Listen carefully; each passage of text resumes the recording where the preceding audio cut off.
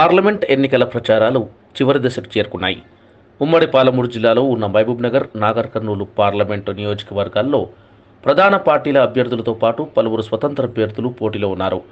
గెలుపునకు మాత్రం BJP, Congress, BRS అభ్యర్థులు ప్రధానంగా పోటీ పడుతున్నారు.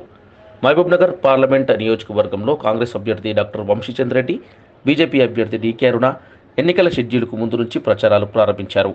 బీఆర్ఎస్ అభ్యర్థి మన్నె శ్రీనివాసరెడ్డి అభ్యర్థిత్వం కొంత ఆలస్యం కావడం వల్ల ప్రచారాన్ని కొంత ఆలస్యంగా ప్రారంభించారు. అయినా దూకుడుగా ముందుకు సాగుతున్నారు. నాగర్ కర్నూలు నియోజకవర్గంలో బీజేపీ అభ్యర్థి భరత్ ప్రసాద్, కాంగ్రెస్, బీఆర్ఎస్ అభ్యర్థులు ఎన్నికల ప్రచారం చేస్తున్నారు. కాంగ్రెస్, బీఆర్ఎస్ అభ్యర్థులు హంగులు ఆర్భాటాలతో ప్రచారాన్ని కొనసాగిస్తున్నారు. బీజేపీ అభ్యర్థి భరత్ ప్రసాద్ వ్యూహాత్మకంగా ప్రచారం చేస్తూ పట్టు సాధిస్తున్నారు. అభ్యర్థులు ఎన్నికల షెడ్యూల్ ఆరంభం నుండి ఇప్పటి వరకు ఓటర్లను ఆకట్టుకునే ప్రయత్నాలు చేయడంతో పాటు ప్రత్యర్థులపై వీలు చిక్కినప్పుడల్లా విరుచుకుపడుతూ పైచేయి సాధించుకునే విధంగా అడుగులు ముందుకు వేస్తూ వచ్చారు. ఎన్నికలకు కేవలం 6 రోజులు సమయం మాత్రమే ఉండడంతో అభ్యర్థులు దూకుడు పెంచారు.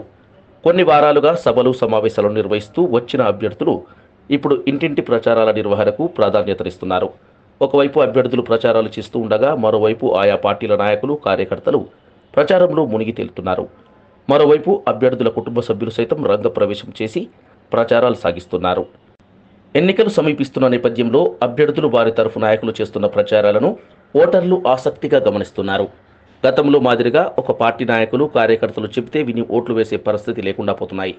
అందరికీ జై అంటున్నారు, కానీ ఓటు ఎవరికి వేస్తారు అన్న అంశం బయటపడటం లేదు. అభ్యర్థుల ప్రచారాలలో కొన్ని మార్పులు, చేర్పులు చోటు చేసుకుంటూ ముందుకు సాగుతున్నాయి.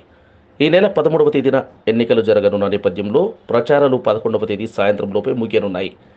ఈ మధ్య సమయంలో ఓటర్లను ఆకట్టుకునే విధంగా ప్రధాన పార్టీల అభ్యర్థులు ర్యాలీలు, బహిరంగ సభలను నిర్వహించేందుకు సన్నద్ధమవుతున్నారు.